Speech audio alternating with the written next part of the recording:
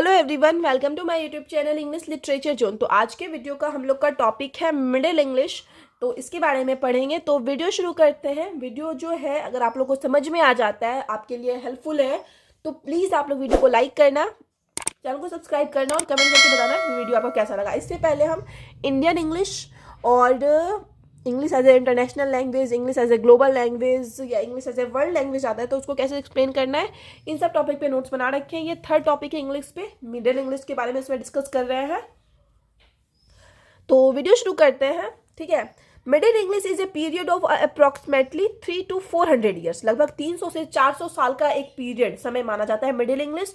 From around 1100 से लेके 1500 बीच का पीरियड माना जाता है, जो कि लगभग 300 से 400 साल का पीरियड माना जाता है। इज डिफिकल्ट टू आइडेंटिफाई, इसको आइडेंटिफाई करना, पहचानना डिफिकल्ट हो जाता है बिकॉज क्योंकि it is a time of transition, क्योंकि ये ट्रांजिशन का टाइम था, मतलब बदलाव का समय था। बिटवीन टू एराज, दो एरा मतलब दो काल के बीच में, दो समय के बीच में एक ट्रांजिशन, परिवर्तन का समय था। तो इसलिए इसको आइडेंटिफाई करना मिडिल इंग्लिश पीरियड को बहुत थोड़ा मुश्किल हो जाता है। That etch have strong definition, जो दो एरा के बीच का ये समय था जिसका कि दोनों का अपना एक स्ट्रॉन्ग डेफिनेशन है, ठीक है, दोनों एरा का, जिन दो एरा के बीच में मिडिल इंग्लिश आता है। Old English and the modern English, और वो दो एरा कौन कौन से हैं? ओल्ड इंग्लिश और मॉडर्न इंग्लिश। तो ओल्ड इंग्लिश का तो एक अपना अलग डेफिनेशन है, वो जो कि हम लोग को मतलब समझ में आया कि पुराने इंग्लिश की बात हो रही है। और मॉडर्न इंग्लिश क्या हो जाता है? मॉडर्न टाइम का इंग्लिश जो आज हम लोग यूज़ कर रहे हैं, जो 1500 के बाद से यूज़ होने लगा, वो सारा मॉडर्न में आता है। तो मेनली क्या हो जाता है ना कि इन दोनों के बीच का पीरियड क्या कहला जाता है? मिडिल इंग्लिश कहलाता है। तो ये इसलिए माना गया है कि मिडिल इंग्लिश एक ट्रांजिशन का समय था, बदलाव का समय था, कि उस टाइम क्या हो रहा था, लोग ओल्ड से मॉडर्न में आ रहे थे। अब आगे है middle English is the middle period. Middle English जो है मिडिल पीरियड होता है, बीच का समय होता है between old English and modern English, modern English और ओल्ड इंग्लिश के बीच का। ड्यूरिंग द मिडिल इंग्लिश के दौरान देयर कैम चेंजेस इन, मतलब किस किस चीज में बदलाव आया? इन प्रोनाउंसिएशन, उच्चारण में बदलाव आया, वोकैब्युलरी में बदलाव आया एंड ग्रामर में भी बदलाव आया। अब आगे the history of middle English is of divided into 3 periods. 3 periods में बांटा गया है सिर्फ मिडिल इंग्लिश को। पहला हो जाता है अर्ली मिडिल इंग्लिश, जो कि है फ्रॉम 1100 टू 1250 तक का पीरियड माना जाता है। ड्यूरिंग विच, जिसके दौरान क्या हुआ था? The old English system of writing was still in use, कि जो पुराना तरीका था वो अभी भी मतलब यूज किया जाता था। 1100 से लेके 1250 तक जो पुराना वाला इंग्लिश था उसका थोड़ा बहुत प्रभाव हम लोग को देखने को मिलता ही था। अब आगे है द सेंट्रल मिडिल इंग्लिश। तो अब बीच का पीरियड आ गया, मिडिल इंग्लिश में भी बीच का पीरियड फ्रॉम अबाउट 1250, जो कि 1250 से 1400 के बीच का पीरियड माना जाता है।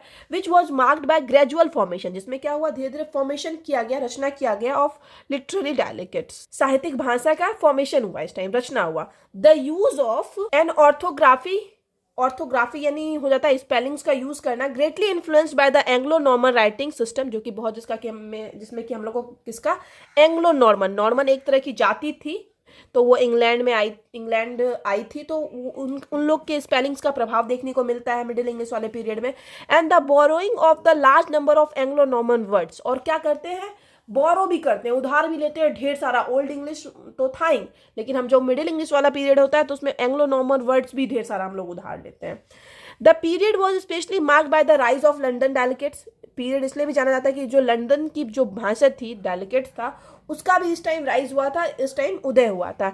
In the hand of such writers, कुछ राइटर्स के हाथों, कुछ लेखक के हाथों, जैसे कि जॉन ग्रोवर है और जेफरी चौसर है, इन दोनों के हाथों लंदन डायलेक्ट्स के का भी राइज हुआ था। अब आगे है लेट मिडिल इंग्लिश, सबसे आखिरी वाला जो है वो लेट मिडिल इंग्लिश है। फ्रॉम अबाउट 1400 टू अबाउट 1500, जो कि 1400 से लेके 1500 बीच का पीरियड है। ड्यूरिंग दिस पीरियड, इस पीरियड के दौरान बेसिक लाइंस ऑफ इन्फ्लेक्शन का बेसिक लाइंस, मतलब एक होता है कि बदलाव आना शुरू हो गया है, as they appear in the modern English, जो बदलाव मॉडर्न इंग्लिश में आना था तो वो लाइन हम लोग को इस पीरियड में देखने को मिल जाता है। वेयर फर्स्ट स्टेब्लिश, तो इसी टाइम पहली बार मॉडर्न इंग्लिश का थोड़ा बहुत इन्फ्लेक्शन यानी प्रभाव देखने को मिलता है लेट मिडिल इंग्लिश में। अब आगे रिजल्ट ऑफ नॉर्मन कॉन्क्वेस्ट, कि कैसे नॉर्मन कॉन्क्वेस्ट यानी नॉर्मन लोग जो है उनके जीत का प्रभाव पड़ा मिडिल इंग्लिश पे। बताए थे ना कि नॉर्मन लोग आए, नॉर्मन, एंग्लो नॉर्मन, उनका भी वर्ड्स लिए हम लोग, उनसे स्पेलिंग वर्ड किए मिडिल इंग्लिश में, तो उसी का प्रभाव देखते हैं। इन द मिडिल इंग्लिश में an important result of the Norman conquest, तो नॉर्मन लोगों की जीत का एक इंपॉर्टेंट रिजल्ट ये हुआ, परिणाम ये हुआ, वॉज दैट कि फ्रेंच स्क्राइब्स, जो फ्रेंच स्क्राइब्स यानी फ्रेंच जो लेखक थे, we are given the task of writing in English, उनको लेखक लिखने का काम दे दिया इंग्लिश। किनको लिखने का? फ्रेंच राइटर्स, फ्रेंच स्क्राइब्स को लेखक को इंग्लिश लिखने का टास्क दे दिया गया। दिस स्क्राइब्स, और ये जो विद्वान थे, लेखक थे, didn't know the traditional spelling, वो ट्रेडिशनल स्पेलिंग्स को नहीं जानते थे, मतलब ओल्ड इंग्लिश वाले स्पेलिंग्स को नहीं जानते थे।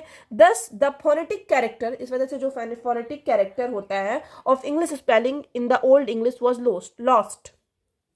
तो इस वजह से जो फोनेटिक कैरेक्टर था, ओल्ड इंग्लिश वाला जो कैरेक्टर था, ओल्ड इंग्लिश में जो यूज करते थे, वो चीज़ क्या हो गया, इस टाइम के बाद खो गया, क्योंकि यहाँ पे हम लोग फ्रेंच स्क्राइबर्स, फ्रेंच लेखक को इंग्लिश लिखने का काम दिए, तो वो पुराना वाला ओल्ड इंग्लिश वाला तरीका यहीं पे गायब हो गया, खो गया। दस इन इट्स ग्रामर, इस प्रकार इसके ग्रामर में, वोकैबुलरी में, प्रोनाउंसिएशन में ऑफ द वर्ड्स के, middle English was quite different from, middle English क्या देखने को मिलता है, ये बिल्कुल मतलब डिफरेंट होता है फ्रॉम ओल्ड इंग्लिश, मतलब अपने ग्रामर में, अपने वोकैबुलरी में, स्पेलिंग्स में, प्रोनाउंसिएशन में बिल्कुल मिडिल इंग्लिश क्या देखने को मिलता है, अलग देखने को मिलता है ओल्ड इंग्लिश से। अब आगे entry of new words into English vocab, अंग्रेजी के वोकैब यानी शब्द में नया क्या आया, वर्ड आया। द ओल्ड इंग्लिश वोकैब्युलरी, जो ओल्ड इंग्लिश का जो वोकैब्युलरी था, वॉज ऑलमोस्ट अनमिक्स्ड, वो अनमिक्स्ड था, उसमें किसी भी तरह का मिक्सचर देखने को मिलता ही नहीं था। While the middle English vocabulary, जबकि जो मिडिल इंग्लिश वोकैबुलरी था, वॉज हेट्रोजियस यानी भिन्न भिन्न था, अलग अलग तरह का था। दाव, हालांकि the Scandinavian words had entered the spoken language during the late Old English period, तो लेट आखिरी का जो ओल्ड इंग्लिश पीरियड था ना, उसी टाइम क्या हुआ, स्कैंडिनेवियन वर्ड्स भी आने लगे इंग्लिश वोकैब में, ठीक है, इंग्लिश के शब्दकोश में। ये till the middle English period no literature had been produced, फिर भी क्या हुआ था, लिटरेचर, कोई भी लिटरेचर का वर्क जो है मिडिल इंग्लिश पीरियड तक के में लिखा नहीं जाता था, लेकिन मिडिल इंग्लिश से लिखना शुरू हो गया था। लेकिन ओल्ड इंग्लिश में क्या होता ना कि कोई भी वर्क हो, कोई भी ऑथर तो वर्क लिखते ही थे, वो सब ऑरली सुनाया जाता था और उनके शिष्यों के द्वारा आगे बढ़ाया जाता था।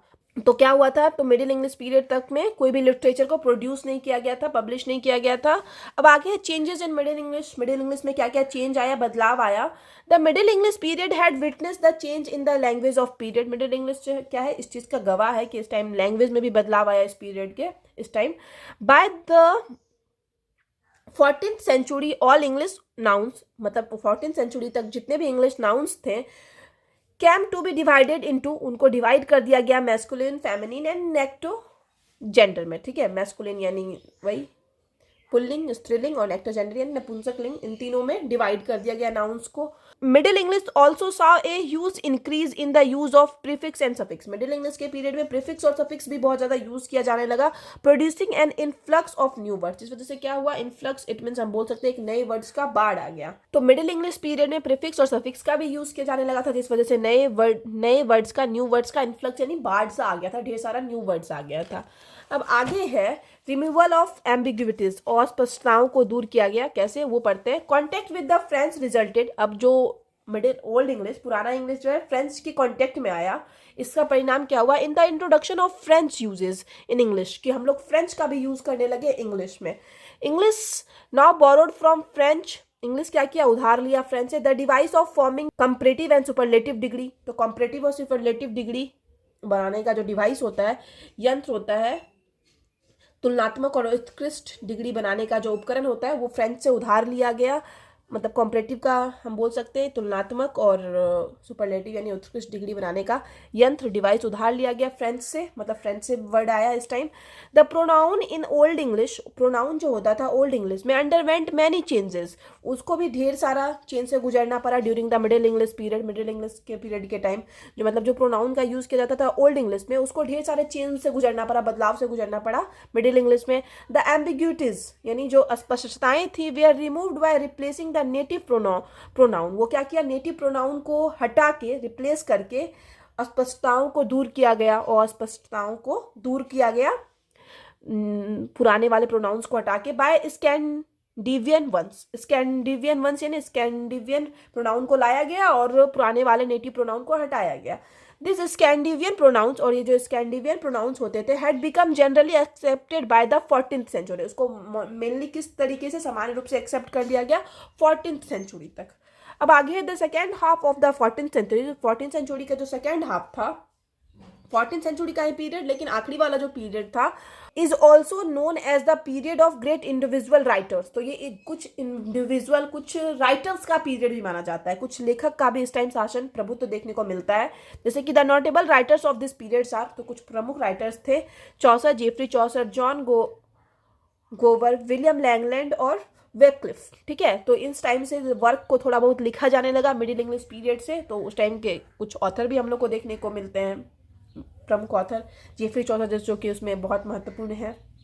अब आगे है 10। इस प्रकार मिडिल इंग्लिश जो है वर्क्स एज ए ब्रिज, एक ब्रिज का काम करता है, एक पुल का काम करता है between old English and modern English. Modern English और ओल्ड इंग्लिश के बीच एक ब्रिज का काम करता है, पुल का काम करता है। मतलब होता है ना कि ओल्ड वाला पुराना एरिया था और ये मॉडर्न वाला नया एरिया है, तो ये जो इंसान को इस ओल्ड से जो मॉडर्न में जाने में जो टाइम लगा ना, उसी को हम लोग क्या बोल देते हैं, मिडिल इंग्लिश बोल देते हैं ना। तो यही एक ब्रिज का काम करता है middle English. But in the middle English, लेकिन जो मिडिल इंग्लिश में the introduction of printing technology का इंट्रोडक्शन हुआ। मतलब हम लोग को पता चला कि वर्क को क्या करना चाहिए, प्रिंट करवाना चाहिए। कोई भी लेखक जब कुछ लिखता है ना तो उसको प्रिंट करवाया जाना चाहिए। तो उस चीज़ का इंट्रोडक्शन, उस चीज़ को हम लोग को प्रिंट करवाने वाला आइडिया वो मेन किस टाइम आया, मिडिल इंग्लिश में आया। And the great vowel shift, और वॉवेल के शिफ्ट यानी वॉवेल के उच्चारण में, प्रोनाउंसिएशन में, उसमें भी बहुत ज़्यादा बदलाव आया। मेक्स दिस पीरियड रिवॉल्यूशनरी, इस पीरियड को क्या बना देते हैं, रिवॉल्यूशनरी बना देते हैं, क्रांतिकारी बनाते हैं ये दोनों वर्क। कौन कौन सा work, the introduction of printing technology and the great vowel shift.